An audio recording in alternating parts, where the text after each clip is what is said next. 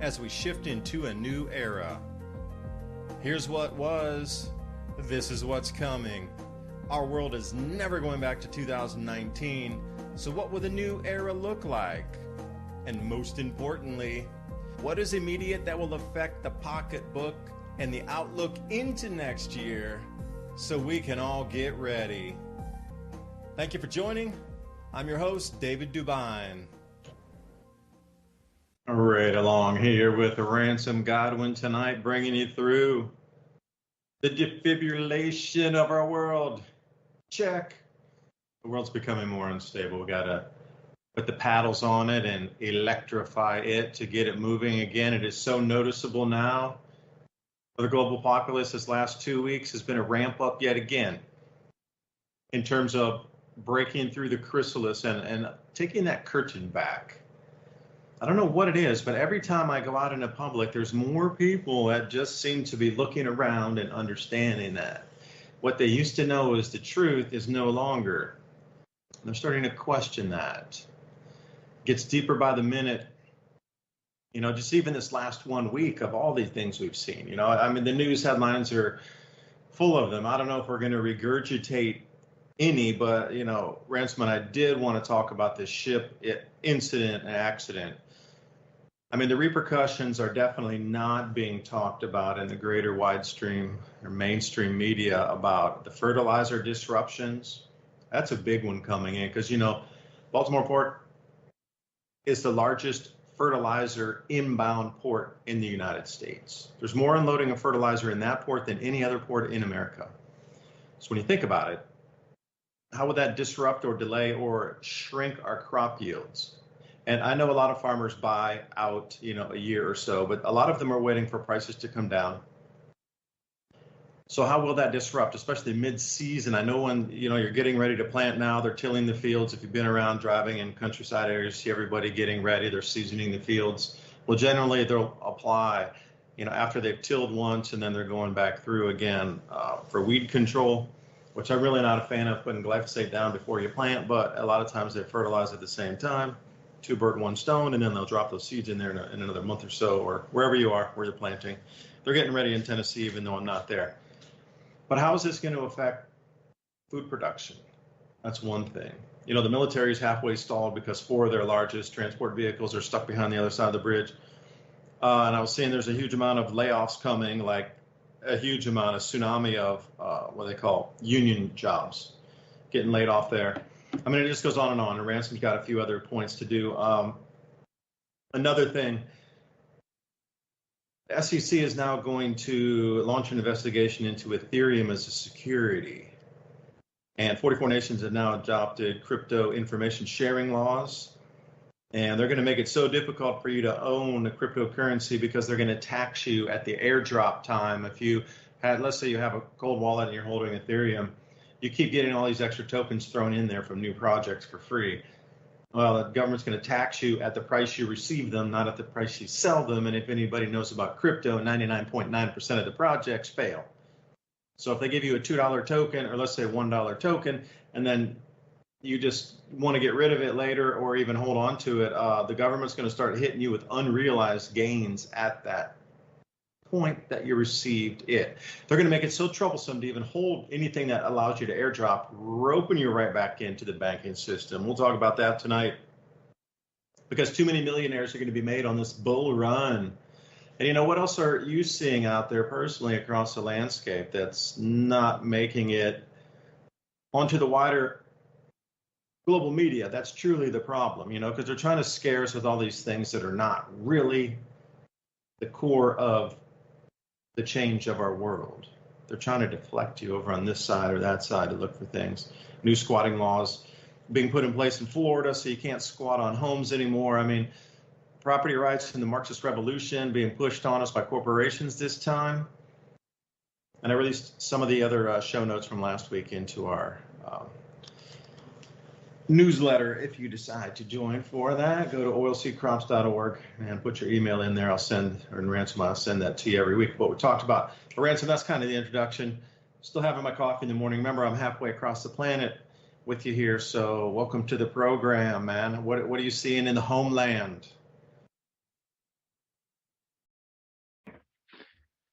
it's just a circus show, man. You're lucky you're getting in my opinion, I think you might be going around the world at the best time possible. So you can get to see everything before it dramatically changes and is never the same again.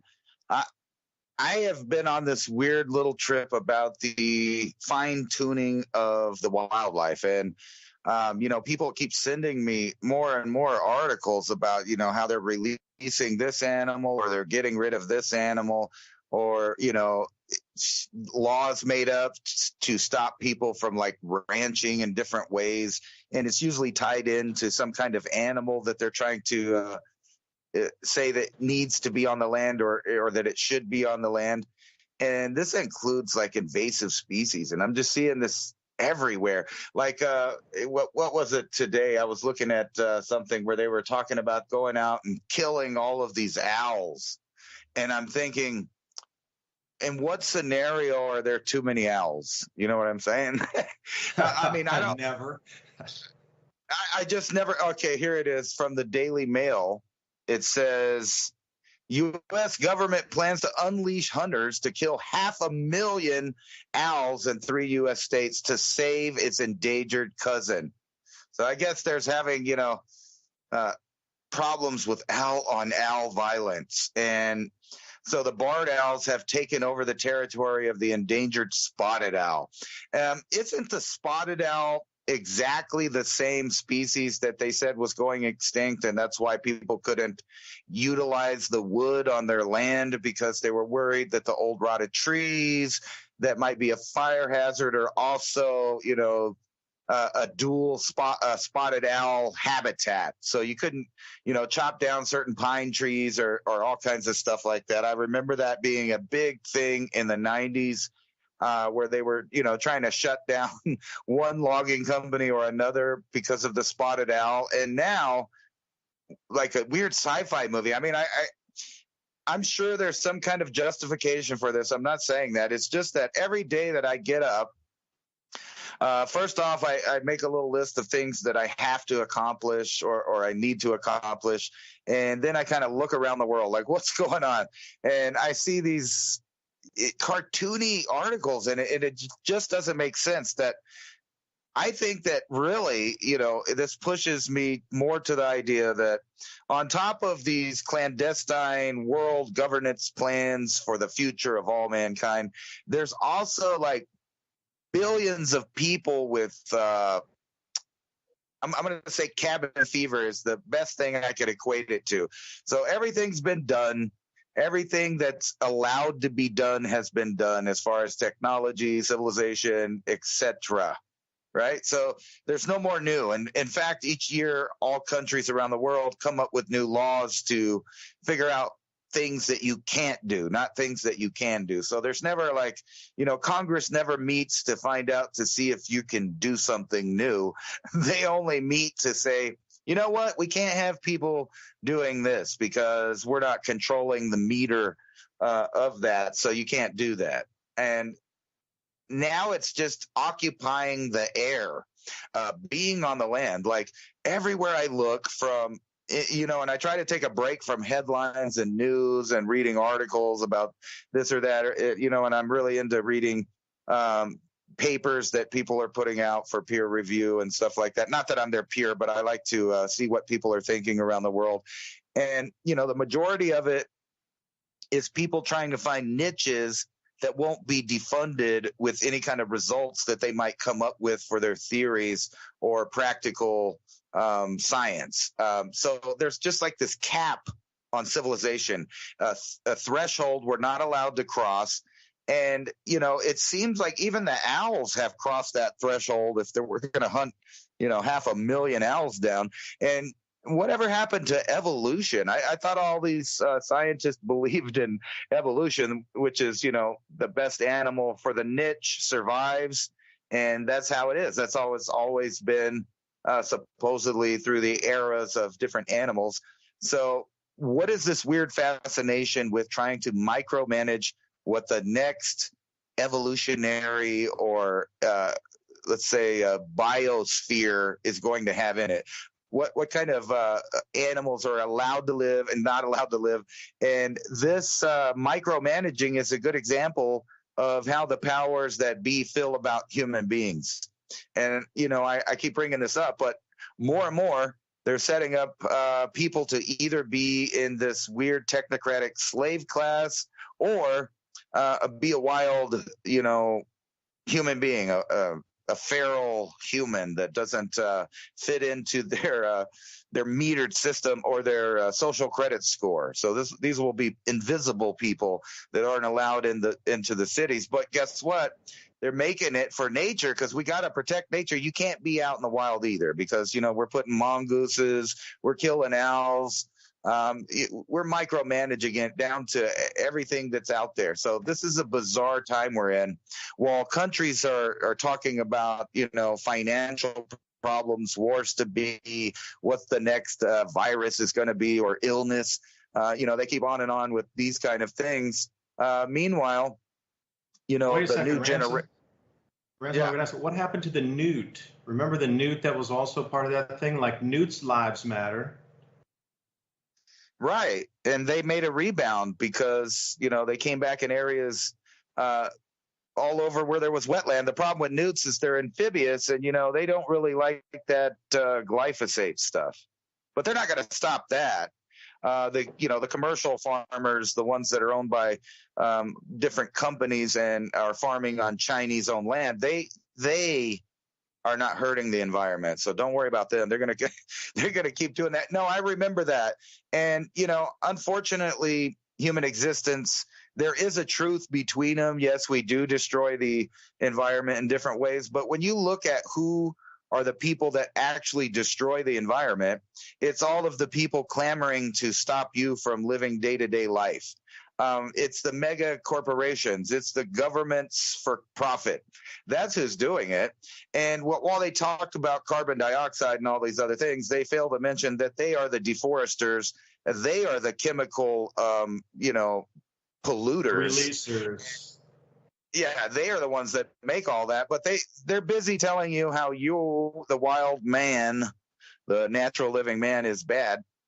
And now, when we talk about financial reset and things like that, how do you think it fits in that? And probably this is true for the first world, but I think this article was about the U.S., but it says 53% of millennial and Gen Z consumers are resorting to buying now, paying later services and racking up enormous debts. Now, except for dying and, leaving the planet, if there was really going to be a catastrophic shutdown of things, you wouldn't think that they would keep doing that unless, they don't care because the monetary system is going to be reset in the first place. So you got two avenues of thought here. If they keep loaning money to future generations and also taxing those generations, in other words, running the deficit as sky high as they could possibly get it, and it's all based on nothing, it's like a gamble on which generation will be that generation where they say, well, we've been letting you live good and we've been letting you borrow. So, well, it's time for you to just be happy and own nothing. So we're going to have to come and get your ancestral home or, whatever it is that you own, whatever resources you have, and liquidate those into a new form of money that will be handled by the governments. I'm sure the IRS will not disappear with any kind of new monetary system. They'll still be around.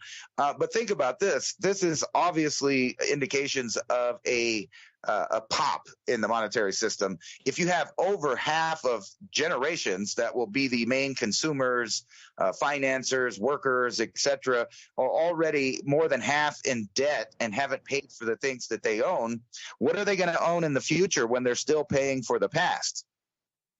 So this is the kind of thing that they're setting up people. And I guarantee you that 53% of the millennials and Gen Z that are consumers are not buying food products or ways to improve their home or their life with this borrowing of the money. So if you're borrowing money now, it needs to go into something, that benefits you in the future to come, and you won't mind paying that back. But that is a very high number of a bunch of debt slaves.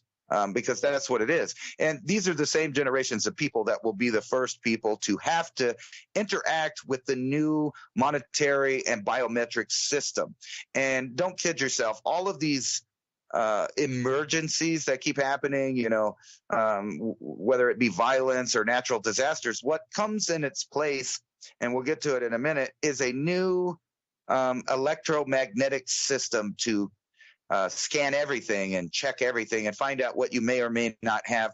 The ideas like privacy and the Fourth Amendment will soon be a thing of the past, because it's going to be so tracked and traced, and you are going to be constantly scanned, that you will never be able to do anything without, Big Brother knowing exactly what you're doing. And that includes buying and selling, eating and living, and all of the things that you kind of take for granted. But when you owe half of everything about you, only two things can happen. You can tell the system, no, I'm not paying, in which, we kind of see those organizations running the streets, setting things on fire. So you can kind of see which direction of civilization that would go. Or you can have, decades more of people paying off things they no longer own or don't have. I don't know. It seems like a financial nightmare, but then think about adding food rationing and food costs, because if you get shrinkflation and prices of food are skyrocketing versus the money, is that not exactly the same thing as rationing, especially for those that are on assistance, which is an increasing number of the population? So think about that digital soup card that is keeping millions of families afloat. And this is just one of many socialist programs that are running, concurrent around the world. In Europe, they have all kinds of these programs, and now they are supporting numbers that far exceed the original population that it was intended to help.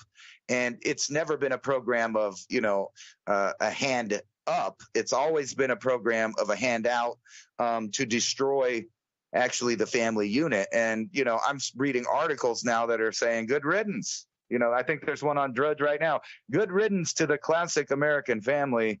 We don't need that anymore. That just, what did that bring to people? Owning their home with a single income, and children that had the choice to get educated in various places. That ain't the world you live in now. And all of those people that no longer, can find a job because they took courses or educational tracks that didn't amount to anything. Like the layman knows how to do lots of things in comparison that he could do for money, not only for himself, to make his life better, but others. So if any kind of crash happens, we know that there is an X amount of tens of millions of people that basically are lost in the world at that point. Now, they are very, conscientious people about their own education and importance, but when it comes down to hunting and gathering and producing, they are actually the useless eaters. The problem with this is those are the groups that form the governmental bodies also around the world. So we're in a conundrum, if I ever saw that. Now, you link in all of these financial changes that are happening, and I can see just 2 generations away where that, kind of threat by the elite about owning nothing and being happy will be a reality for like 95% of the world, but not the 1%, not the 0.001% that's actually the richest people in the world. They're banking. They're getting richer as we speak. We don't need no education, just another owl in the wall. I think that was the way the song went. Oh, wait, sorry, wrong words. Maybe they'll trade owl feathers as their currency in the future. Who knows? But it's crazy that the same people you're describing are demanding the change that enslaves them into the system. They're the ones out at the protests. They're the ones with the CO2. They're the ones demanding the global carbon taxes. They're enslaving themselves through the propaganda given to them since birth through the schooling system. You see how that whole feedback loop works? It's just it's unnerving, to say the least. Of you're demanding your own enslavement, and people are trying to say, whoa, you're going down the wrong road. You're going to enslave yourself. And they're like, I don't care. You're an old dude. You're thinking the wrong way. I want to be my own slave. It's just insane the way they've gotten people to not only jump into Marxist ideologies, it goes far beyond that. Yeah, okay, the Marxist thing, you know, top-down control, plutocracy, whatever. But to bring that in under yourself, to have the guise of now, I had a conversation with Bob Coolidge just yesterday, or the day before. You can check that out on my YouTube channel. It's quite the good conversation about how do we both see the rest of 2024 coming out, especially with cryptocurrency, into 2025. And since you mentioned, you know, these paupers and slaves in the 1%, there's going to be more millionaires and billionaires made on this bull run for the cryptocurrency than ever any time in human history. But see, I was asking Bob, if there is a financial collapse, which everybody sees coming, do you think, or what do you think are the safest things to run to for assets?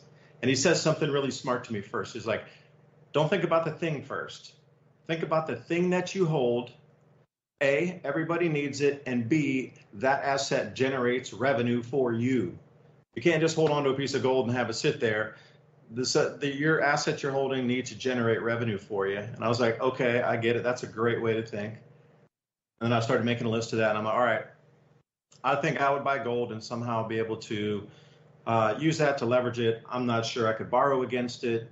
I'm not sure. But he was saying that, yeah, that's because you're in that demographic that knows the old stuff. You know land, you know gold, you know tools, you know whatever it is as a hard good. But he was saying, most of the, like you talk, millennials, Gen Z, they're going to run to the digital assets.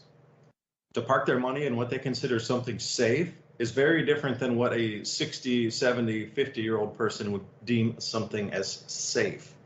So now wrap this into what you're just talking about, the total control of track and trace, because the same generation that's on the buy now, pay later is going to run to digital assets as their safe haven. But at the same time, if you're looking out at the crypto space right now, there's two bodies in our government that are fighting that actually, for me, it makes no sense. So we got the Security and Exchange Commission, which is the one that, you know, is supposed to protect those on the stock market and this and that. But then you have the Commodities Future Trading Commission, CFTC. Those are the ones that are supposed to protect you from, you know, gouging in the commodities space and make sure there's free contractual agreements inside the futures basis. This is more of like a Chicago thing. All right, so they're both overseeing different parts of the financial system in the U.S. But here's where the CFTC says Ethereum is not a commodity. But then now, just a couple days ago, the SEC said, yes, it is. We're going to take them to trial. So if you Generation Z and the millennial are going to park their thing in digital asset as a safe haven, that is about to be ripped apart.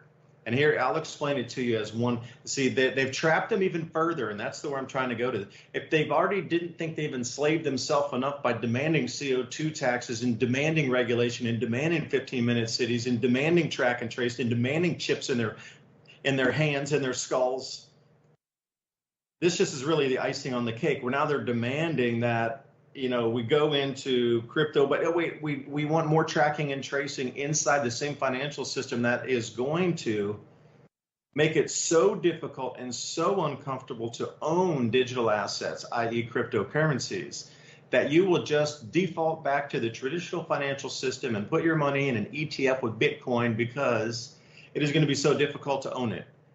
So the only three, now this is outside the SEC's parameters here, the only three that from this point, as we know, will not be listed as securities are Bitcoin, Litecoin, and Bitcoin Cash. Now, why would I try to, connect all this together? The younger generation goes and let's say they buy Ethereum. Well, if any of you are aware or not aware, those of you that's first time hearing about crypto airdrops, if you're holding Ethereum on a hard wallet inside your own custody, you're self-custodial with that, it's not on an exchange, you always get these airdrops coming in. Like people just send you free tokens because they have a new project that's built on the Ethereum ecosystem, and then they'll drop you like 5,000 tokens, 50 tokens, 10 tokens, whatever, and they're all of varying value right at the minute that they drop them to you of the project. But as we know in history, almost every one of those collapses down to near zero, or I mean, literally like thousandths of a cent later on. If you hold one Ethereum in a cold wallet, you're probably going to get like 10, 12 airdrops a year out of that. But the SEC is now saying that we are going to tax you on every airdrop that comes in at the price, at the time that it's dropped into your wallet. So if it's $10, like Litecoin Cash is a good example. Litecoin forked and they got Litecoin Cash, and it dropped in, and let's say max price was $40. Well, you'd be taxed at $40, but now the thing's at like, 1,000th of a cent. And they're talking about taxing that on an unrealized gain. So it drops into your wallet at say $40, they're going to tax you that even if you sold it or you still hold it. Because that runs into the same legislation right now where if you make over $100 million per year, they're going to tax you at unrealized gains on your gain on the property tax or whatever you're holding.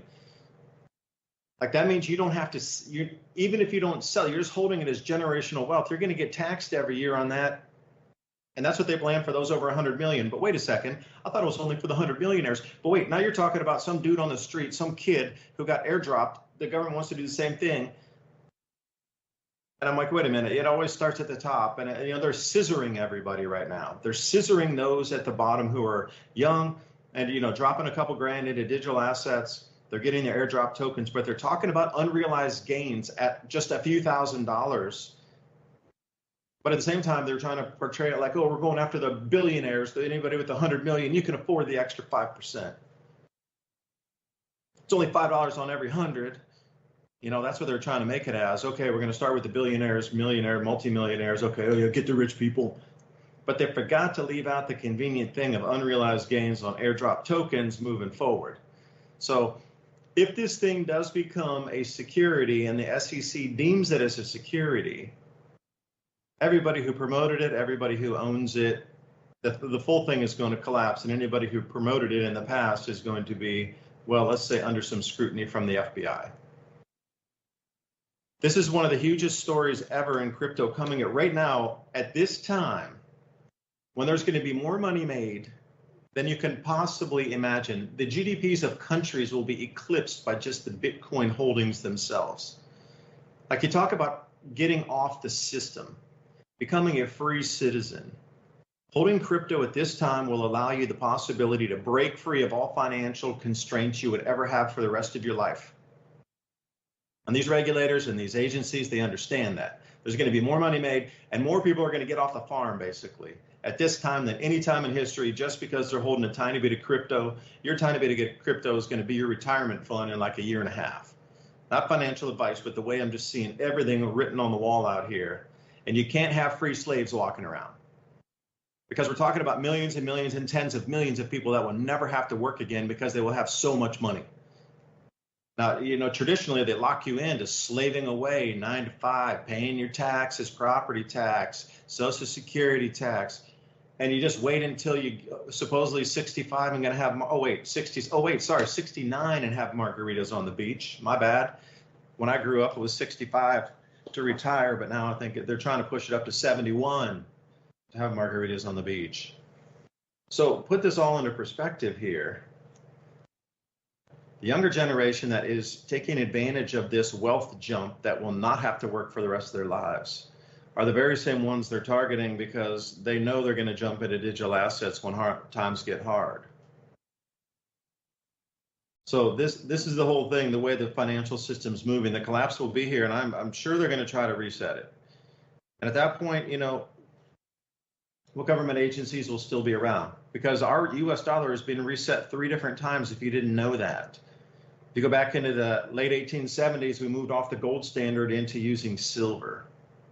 And then in 1913, we had the formation of the Federal Reserve, which took power away from gold-backed holdings. And then in 1933, it was completely removed. Gold was removed, and it was just, you couldn't own it. It was illegal. There was still a gold-backed currency-ish, but then when Nixon took us off of that into just straight fiat paper.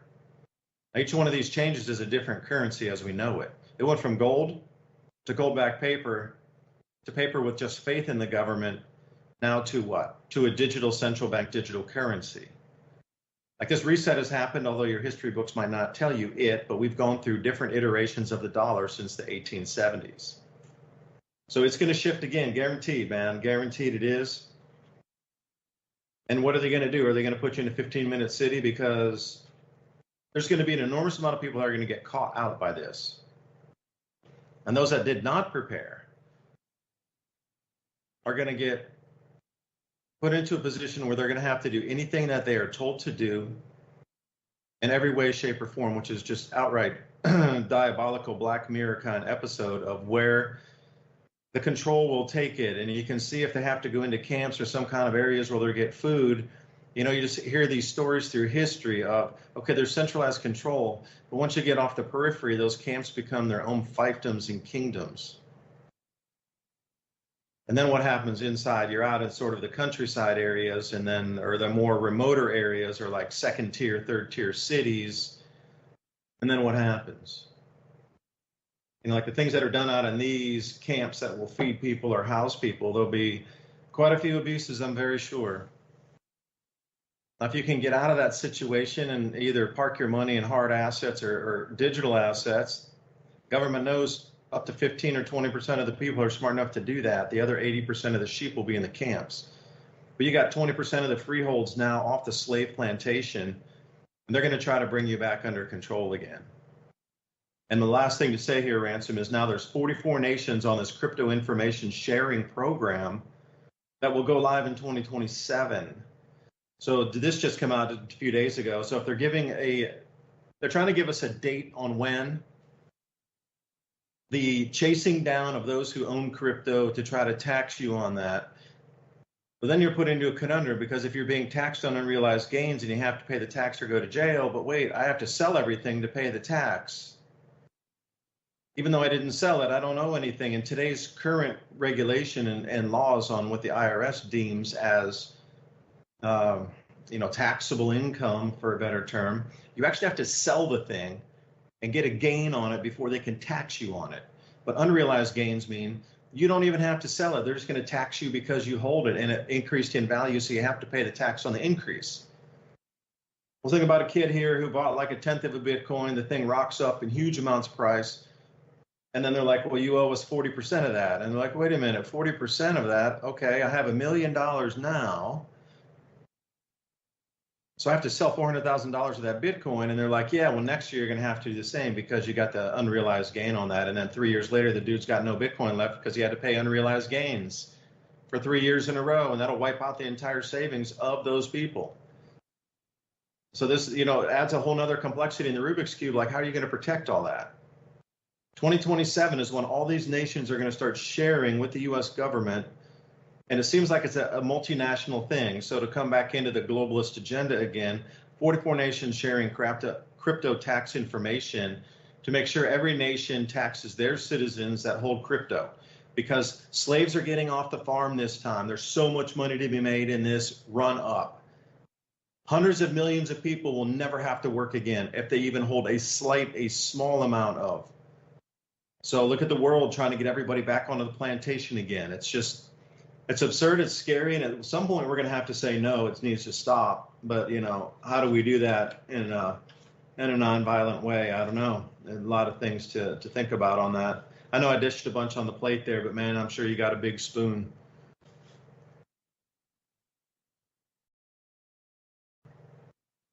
I got a big spoon. I was thinking we shouldn't even worry about none of this stuff. I mean, because they're setting a really, cool world where you just sit at your house. You don't tell you keep your opinion to yourself, and you get to, continue your commercialism if you're a good boy or a good girl and you have good credit score. And, I was thinking with the, the digital money, all of these companies will now be able to decide who their customers are. And, also they'll have all these little apps to use. So you could get your Wendy's flown to you, or your Chick-fil-A, or your orders from Walmart.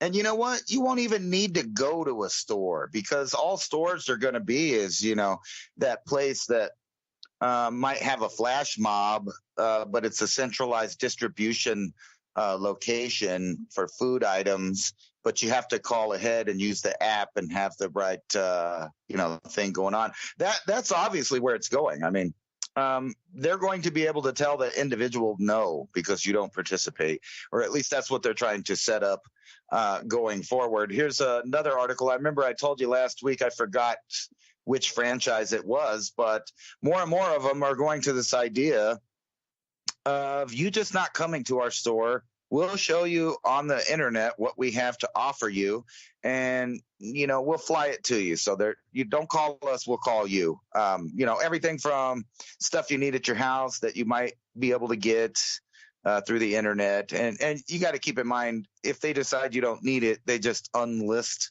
the item. You remember when you went to the grocery store and they told you, hey, those seeds for growing food, those are luxury items. You don't need that. That's non-essential. Don't worry about that. You don't need that.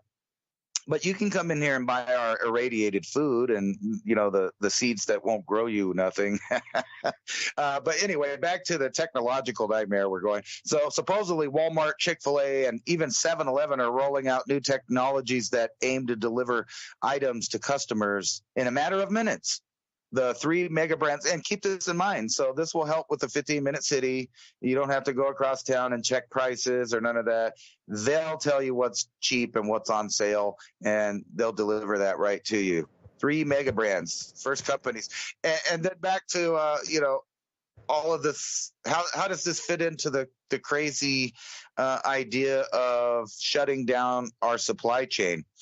Do you think this is, worse or not as bad as the pandemic view that we had there for a couple of years that supposedly, shorted us on toilet paper and food and all kinds of stuff? What do you think is going to happen when the overall effect of all of these industrial complex things go burn, or whatever's happening to them, they blow up, they burn up? It just so happens that this bridge being in the water is going to stop all of the coal from coming out of that area. So that might affect energy prices, and they can't get their goods back and forth now. So I wonder how much this is going to be milked like the last event, and how many more of these are going to happen. And then you have to ask yourself, if you watch that video, when you saw it rolling in and then the power go out and then it turn and, the power comes back on and then it turns a little bit more and then the power goes off and then boom, right into the main support. Now, a lot of people are just saying it's just a big industrial accident, another mysterious continued industrial accident that somehow might affect where we're going as far as prices, from everything from gas to food to little gadgets, gizmos, supplies to fix things and run things.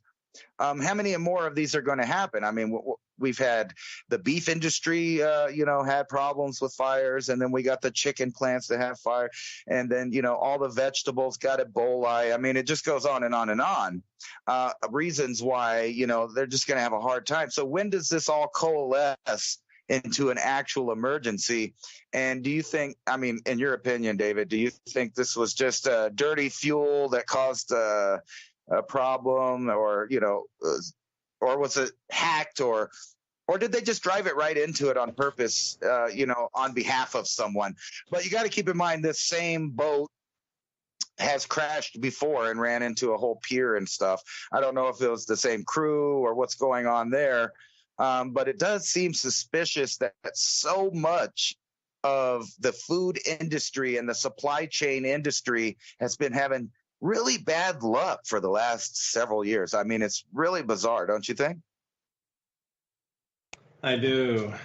And how does that dovetail in with the closure of Oregon farms? Because if you have a cow, or if you have chickens or rabbits or goats, and you have a concrete pad where you might milk them, or you have a gravel basin where you might keep them clean while you're shearing them, that's considered a contained feedlot, and you have to put $100,000 worth of infrastructure in, or they will close your very small farm with 1 or 2 cows, or like 10 goats or 10 sheep, and then you're now on the government's watch list because you're operating a contained feedlot under Oregon law now with the changes. But how does the dirty fuel match with that? Well, maybe it's a ploy also. It's just an excuse to say, because now they would have fuel regulations where tankers aren't allowed to come into the U.S.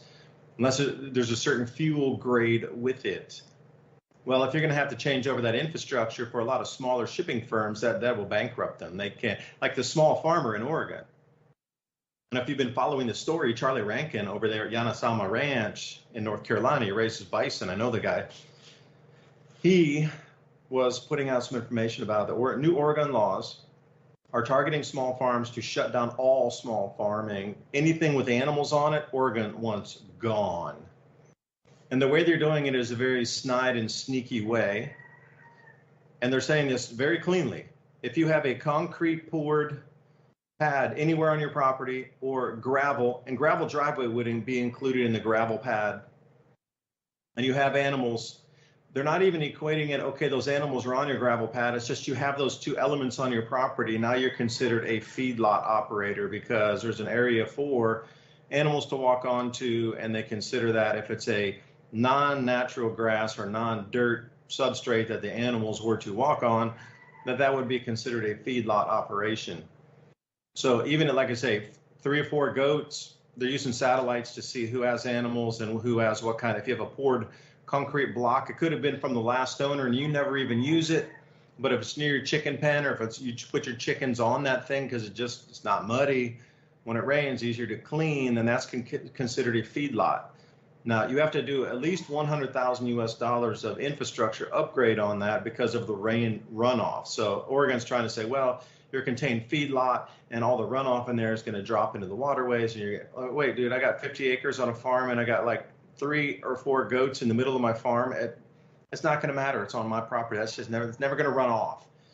But it doesn't matter for them under the law. You have a concrete pad. You got some goats. You're now and they're coming after people, giving them these letters of cease and desist or upgrade the infrastructure. And they have this whole list of parameters of things like you got to contain this, then you need to dispose of it, and you got to build all this extra water catchment facilities around and encapsulate your thing. It's really quite very, very, very expensive. Like no small farmers can afford it. And it would do no good anyway. And this includes, here's the list. It includes rabbits. So if you have rabbit hutches and you're raising rabbits and you got like 20 rabbits out back, and obviously you're going to want to put them on concrete, and you're going to want to fence them in because of predators, that's a feedlot. And you have to stop your rabbit production. Chickens, anything's chickens, ducks, goats, chickens, ducks, turkeys, geese, anything along that way. If you have that and there's an area for them to get onto and it's concrete and you have an area for them to be housed, you have to stop. You have to give up all your chickens, all your geese, all your ducks. If you have goats, same thing. If you got sheep, same thing. You know, like I don't want to be shearing sheep. I had some sheep before. You definitely don't want to be shearing sheep out in the grass in a wet field somewhere. That's just like, why would you do that? Even like as a homeowner or just a regular guy with 3 sheep, if I would bring them in and we would do something with them because we had to clip their hooves occasionally because, you know, you get the overgrowth on their hooves, definitely have to trim that off because they start limping and everything. If I was to do any maintenance on the animal on that concrete pad, that is now considered me being a feedlot because they're on that concrete pad. Well, of course they're on a concrete pad. I don't want to be working on them in a muddy field. They're coming in, we wash them off. We can definitely see what it needs to do. We can spray some blue coat on it after we trim off the hooves. There's no way I'm going to be working out in a muddy field. Common sense says that. But now the new law in Oregon says, well, you need to convert all this because you're using a sheep on your pad. I'm like, whoa, whoa, whoa. All right, so this is the way that they're really trying to put every single small farmer out of business in Oregon. And they're soon coming for the gardens too. Next year, they're going to have the same thing with a certain amount of square feet with your nitrogen runoff. They're following the same MO that they did in the Netherlands, but in Oregon. So get ready for it. They're going for the animals right now. They're coming for the actual gardens next year. It's on the books. So again, it comes right back into all these shippers. You know, they've been trying to shut down the supply chains forever, and they really are very trying to fast track us getting cut off from all our goods. Now think about the opportunity presented here. They're saying dirty fuel. I don't know one way or the other. All I do know, one thing, ships burn the dirtiest fuel in the world. If they could burn a tire, they would throw it in there. I know there's some facilities in Asia that chip tires up and make them into real small, flakes that they add into their fuels that then substitute and can burn at some proportion. And I'm not sure what the actual mix is of regular bunker fuels with the chip tire, but they do actually burn that. They burn the dirtiest fuels in the world. Now, some of the stuff I'm hearing about in Asia that I've heard about for years, decades over here, how dirty this stuff is. They take chemicals, used motor oils, anything. The ships will burn pretty much anything. So to hear about a dirty fuel thing, I'm like, wait, well, it doesn't make sense for me, just from what I understand from the shipping industry in Asia, having lived out here for many a year, and hearing the stories, because I was involved with some procurement back in the day, and going out to the port facilities, and visiting a lot of stuff in Myanmar and China, and it's incredible what those ships can burn. I mean, the toxic waste stuff, they're just getting rid of it over the ocean, man, burn it. So for them to come and say dirty fuel, okay, I get it. But now what's the next thing with the dirty fuel? Oh, we need regulation. So any ship coming into an American port can no longer have this type of dirty fuel in it. This kind of bunker fuel will be outlawed. If you're coming into America, I think they did with like New Zealand, there could be no nuclear powered aircraft carriers coming in New Zealand ports. That was back in the day. Now that's changed. Back in the day, you couldn't, so all those ships stayed out. It's the same thing. Like if you're going to run into an American port, you're going to have to completely retool your vessel. And then they're going to have monitoring, and you're probably going to have to pay for testing, and it's not going to be free. The government's not going to hop on your boat and test your fuel for free. Are you kidding me? So think about how many firms they can bankrupt by making them adhere to new fuel standard laws on larger vessels or medium carriers, break bulk, whatever, doesn't really matter. But if they could do that maneuver alone, they could probably stop, I would say conservatively, 10 to maybe 15% of all shipping inbound into the United States would no longer come in, just because it would be so expensive for them to retrofit the ships.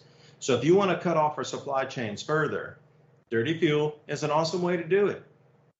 That'd be perfect. You already remove competition out of cost. They'll do it themselves. You don't have to remove them with our Navy out of the ports. You just make it so prohibitive for them to come in that they will self-regulate themselves from coming to America. And that is the whole thing, too, about the farmers. It got so prohibitive there that the World Economic Forum made it so difficult for the farmers that they decided to strike and not grow food themselves and boycott the food and block the highways and stop the food shipments themselves. World Economic Forum didn't have to pull the puppet strings and make the governments with their armies go in and close down the supermarkets. They just made it so difficult for the farmers and so ridiculous to do business that the farmers did it themselves. Which, by the way, on the last point here, Ransom, I know I'm rambling, but with all the farmer strikes going on, I was talking to Marjorie Wildcraft. We did an interview the other day, and she was talking about backyard meat production, and she and I, were talking about Charlie's articles and whatnot. But the point I brought up along with her was we both understand these European farmer strikes. So Ukraine's only going to be at about 5, maybe maximum 10% of total production. So they're looking at about 3 million tons this year or less coming out, when they used to produce 30 million tons. They're going to be about 3 million tons or under. So that's going to be a significant cut of world grain supplies for less developed nations, like Africa was their main market. But are the farmers that are in striking right now across the entire Eurozone, are they going to plant this year at 100% of their normal planting rate? Or will that be a substantial reduction, 80%, 50%? How about they don't plant at all? We'll teach you a lesson, government. When in actuality, the World Economic Forum is completing their goals of having the food supply stop globally by having the farmers and citizens do it to themselves. It's no different than these millennials and Gen Z that are absolutely demanding changes that enslave them. They're demanding carbon taxes. They're doing it to themselves. The dirty fuel, they're doing it to themselves. It's just, when you look at it from a little bit wider view, you're like, whoa, this is getting kind of nefarious in itself to pit humanity against humanity. They're pitting human against human.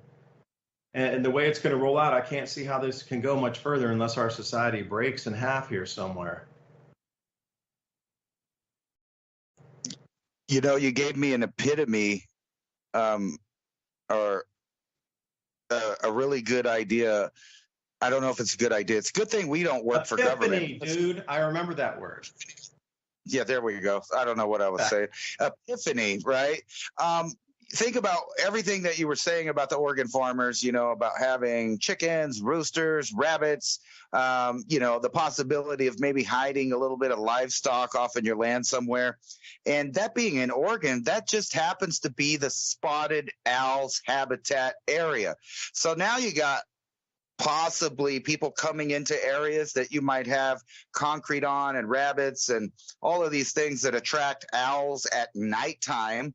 So you'll have armed government snipers around private properties in the middle of the night, just accidentally coming across maybe a little bit of excess animals that you have, or maybe some illegal feedlots that you may have hidden on the land.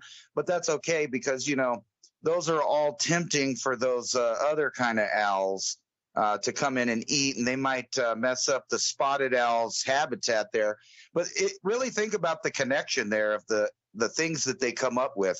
We're going to put a task force to go kill 500,000 owls, and in order to do that, we need to traipse across millions of acres of habitat that they might live in, which might also be, areas where people are farming, ranching, and grooming animals to eat.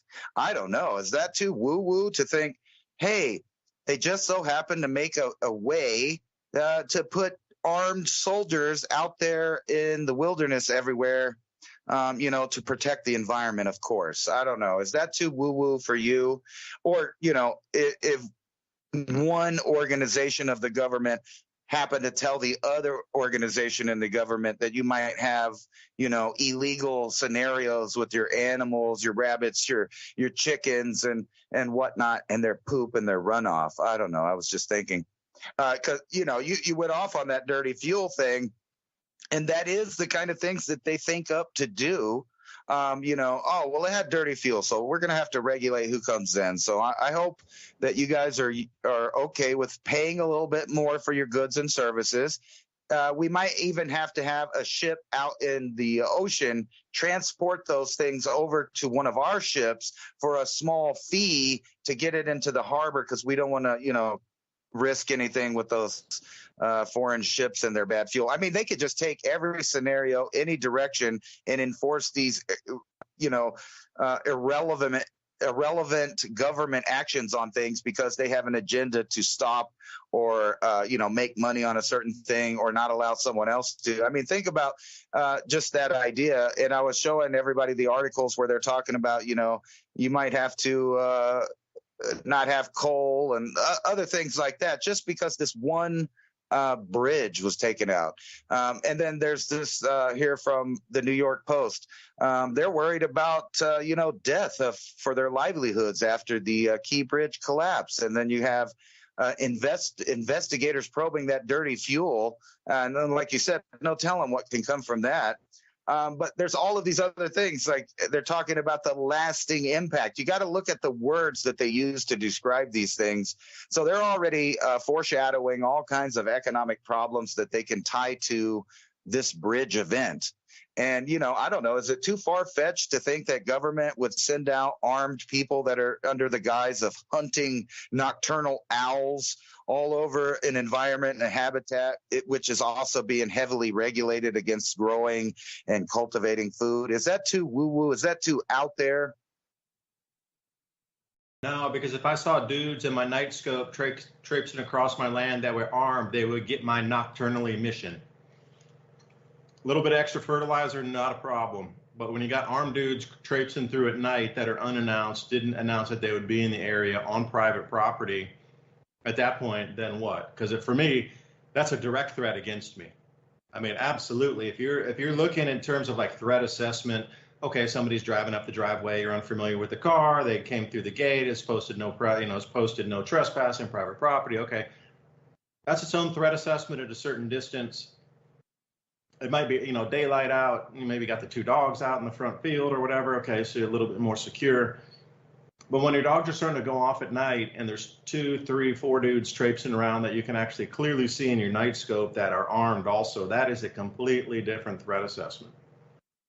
So those are, and levels of intensity, that ramps it up like a 10x. And then really, what's your response going to be? Because for me, first thing I would do is, have somebody call the sheriff immediately.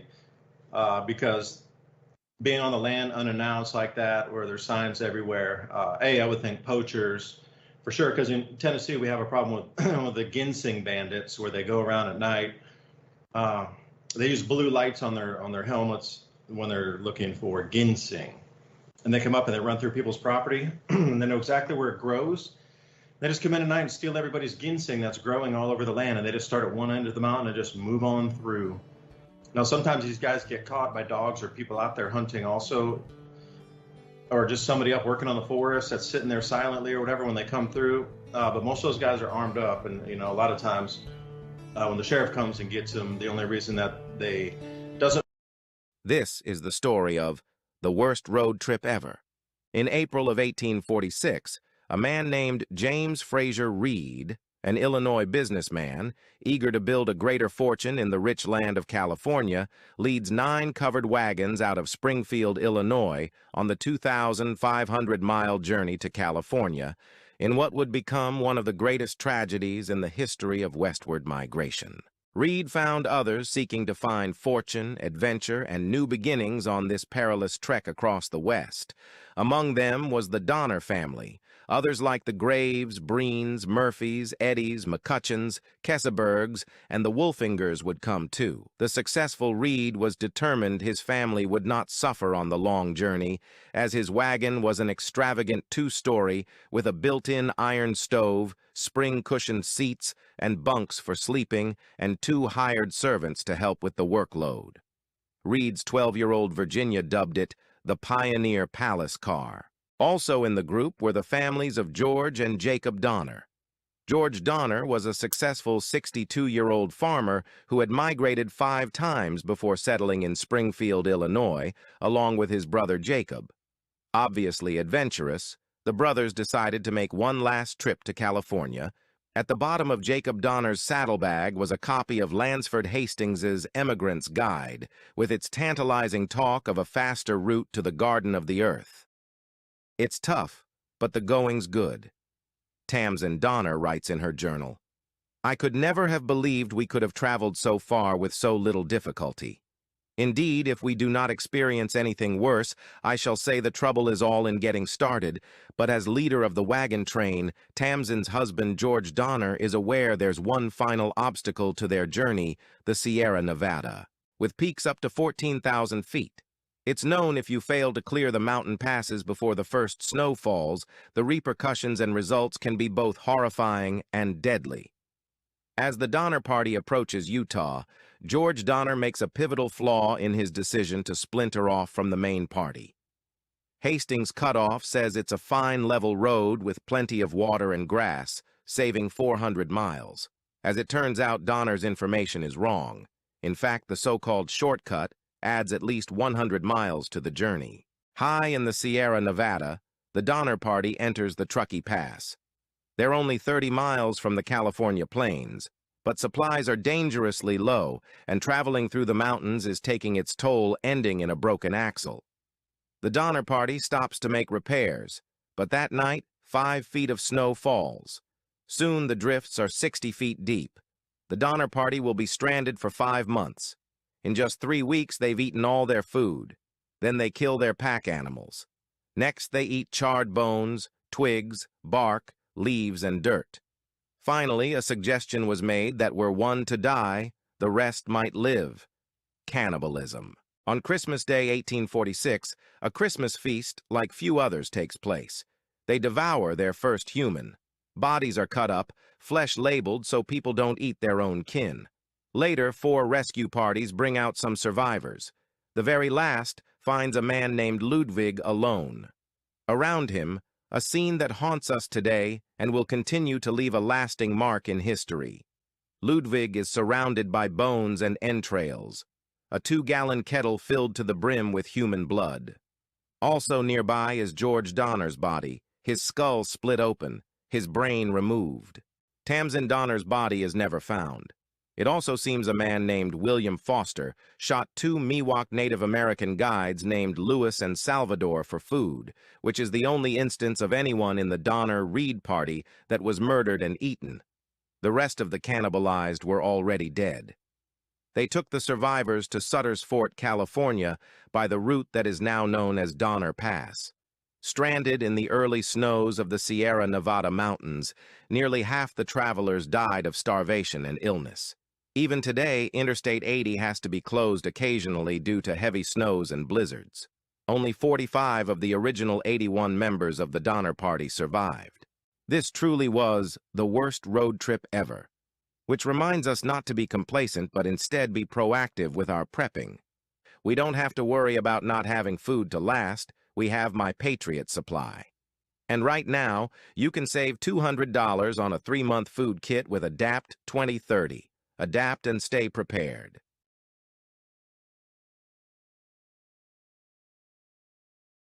Because the boa constrictor's ever taken another twist to tighten in this last couple of weeks or months, and I'm wondering when the truth eventually starts to come out about this Baltimore accident, when we will no longer be allowed to talk about it. You know, there's many things that are there that's free to talk about in the beginning, and then suddenly, as the truth starts to make its way out, then suddenly it's a verboten subject. And we see this almost every time. It's the same MO always. So Revolution Radio, again, thank you for letting us broadcast our free thoughts here. And anybody who likes this, and this will be one of the last stations on air that is allowed to have free speech. So please support as we go through, and listen to the other guests also, as they have so many ideas that dovetail right into what Ransom and I are talking about. Because as I sit here this morning, looking off the balcony with birds flying by, I'm just amazed that they would go to the lengths of killing millions of owls to kill one owl to protect another owl. That sounds very familiar with the culture wars that are happening right now. Kill off one thought of mind frame or one ideal set and then replace it with another.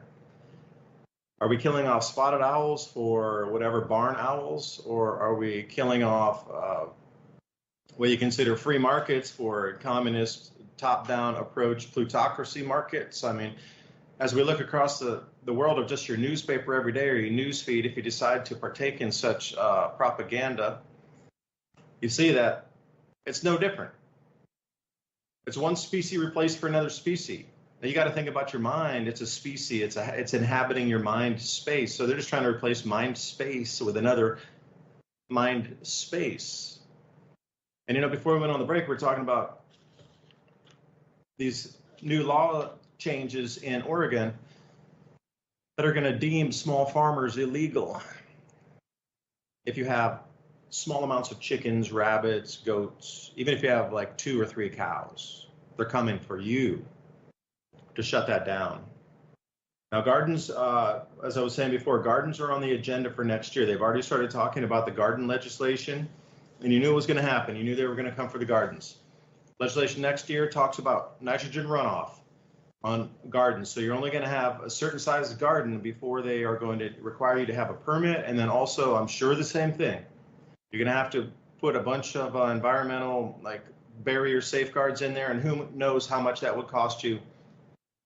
Because currently, if you have a few small animals and you've been deemed as a contained feedlot because you have a concrete slab on your property, you have a gravel area where you bring your animals onto to wash them or care for them, $100,000 minimum to upgrade to meet the environmental standards. And I'm wondering what it would be for a half-acre garden. You know, at what point would they come in and just start digging it up? Because at the point that anybody comes on my land and starts digging my garden up, at that point, that's the same as them pulling me out of my house. You know, that at that point it stops. So you're going to have to make a lot of hard decisions instantly on what is going to happen, because it's going to take enough people to continually say no. Whether you go grab them and tie them up and call the sheriff and wait for them to come back, or, you know, if they're coming in to disable, obviously they're going to have machinery there. So how do you disable their machinery in enough time and then call the sheriff or get some neighbors to come by and be like, you're not doing this here, bro. Not in this neighborhood, not in this community. Get out. You know, and again, the sheriff, you got to understand, you know, what's your sheriff? Are they on the side of you, or are they on the side of the corporations? Because it seems like there's a lot of small towns that have been overrun and overtaken by this Marxist agenda, that the leaders in these small towns, when the city councils and the sheriff's office, are also extremely Marxist ideology leaning.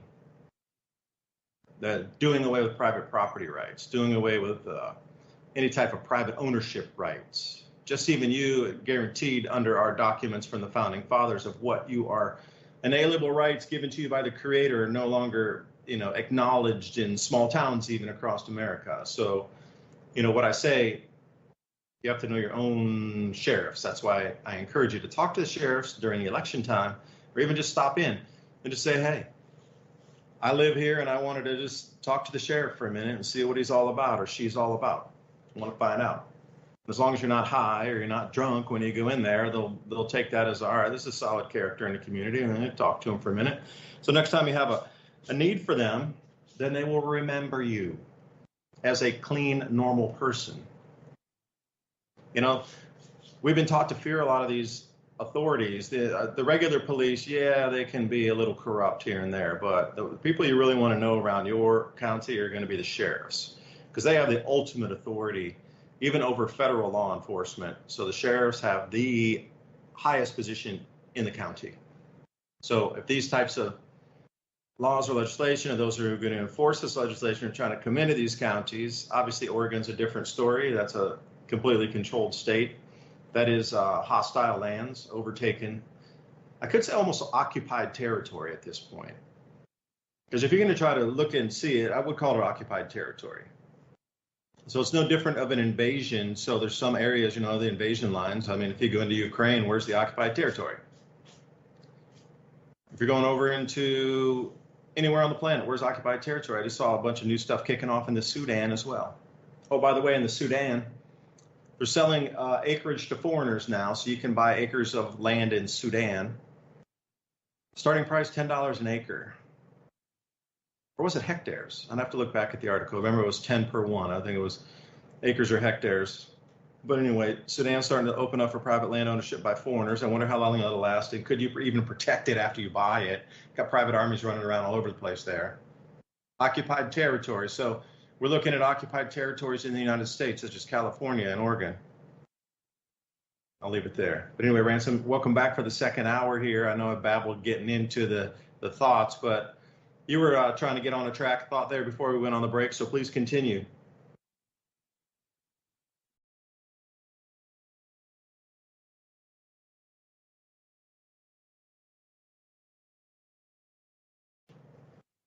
Are you on mute by chance? Or is Ransom gone with? There you are. I'm here. No, I was laughing at the silliness of killing these owls. Who knows that, where they were at, they weren't endangered and about to go extinct there, and they just naturally moved to a new spot so they wouldn't disappear. Or maybe they just want to clear the airwaves so you could get your deliveries from Walmart, Chick-fil-A, Amazon, and 7-Eleven. We can't have all those pesky owls up there in the sky doing their thing. The whole lineup now is kind of set up for them to just get you used to being dead. The same, you were talking about the Oregon thing, and it's exactly the same thing over in the UK. Here's an article talking about insulting UK Telegraph. Welsh farmers who fear eco land grab, they're supposed to lose up to 20% of their holdings to trees and wildlife. How about that? And they themselves fear extinctions. Or how about this one? This is a website that teaches kids when it's time to die when they hit their carbon limit. ABC website tells kids when they should die. Hey, you're bad, and you produce carbon. So if you get to this point, you might just have to take one of the routes that are being offered by various governments around the world. And when we're talking about stuff that's going on in Europe, they're talking about, they're edging closer to war after 48 chaotic hours that 2 new people are going to join. They're trying to scare everybody. Meanwhile, there's a complete reorganization of all the governments and things like that in the background, and they laugh at people. Like here's this Microsoft article here from the Insider: farewell and good riddance to the typical American family. And they go on to tell us how, basically, if you're somebody from one of those traditional families, or you're trying to have a nuclear family, that, you're bad for the environment, you're bad for society, and maybe you should just not have children, and you should be a good citizen and not consume anything, and just stop expanding your carbon limit. Meanwhile, in Haiti, they're saying that situation's cataclysmic. And over in Gaza, don't worry about it. We're going to send peacekeepers to keep the peace that has never been there. And now we have governments messing with Musk too, because he gives internet to all the wrong people. We don't want to give internet to just everybody. But back to this war on small farmers.